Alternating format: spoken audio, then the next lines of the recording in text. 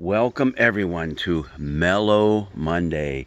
Yeah, just a time for us to relax a little bit, kick back, and get ready to face all the challenges of the week. And facing challenges, hey, that's something that we have to do a lot in our lives. And that seems to be the theme of our psalm for this coming Sunday, Psalm 22. And you might say, hey, that psalm that has kind of a familiar ring to it. The name of it, what's it about again? Well, this is how it starts.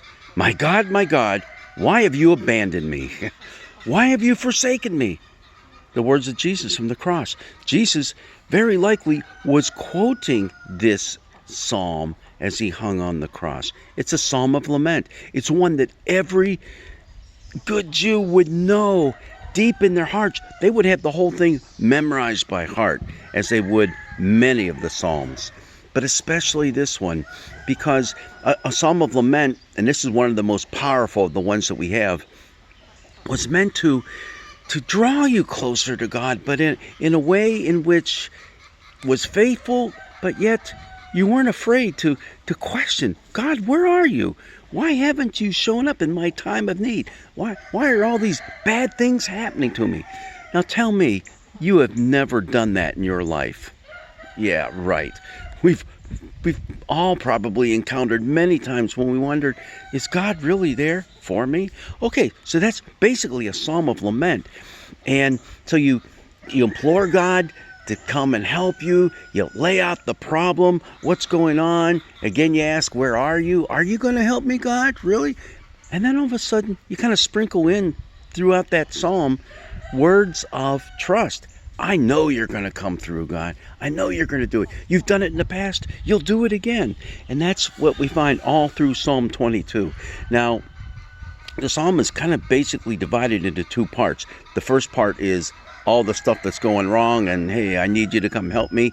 And the second part is, you've done it. You came through once again. And it's a psalm of praise. It's kind of squished right in there with that psalm of lament.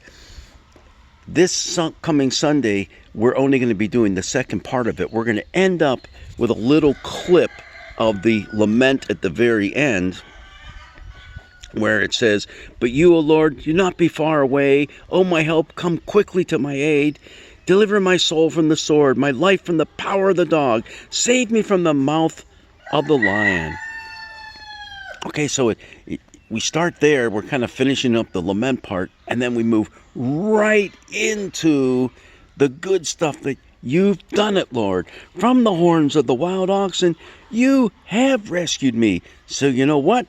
I will tell of your name to my brothers and sisters. In the midst of the congregation, I will praise you. And it goes on in that kind of vein for the rest of the psalm. And that's the one we're going to use for this coming Sunday. But you know what?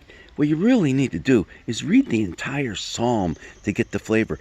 Get the feeling of lament. Get the feeling of that things have really gone wrong in my life, and I'm in danger. My life might even be endangered, but I am really down in the dumps.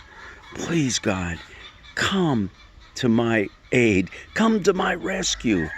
Please, God, I just got to know you're there for me.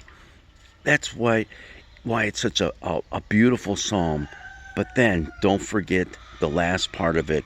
All these words of praise, how you're going to just reach out and know that God is there. Now, what's interesting, and I don't understand why it was done this way in our Revised Common Lectionary, we're not going to do the last couple verses of the psalm, which I think are really kind of interesting.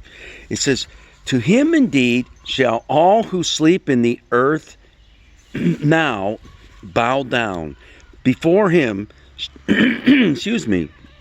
shall bow all who go down to the dust, and I shall live for him. In other words, everyone who's died is going to join in these praises of God. Whoa!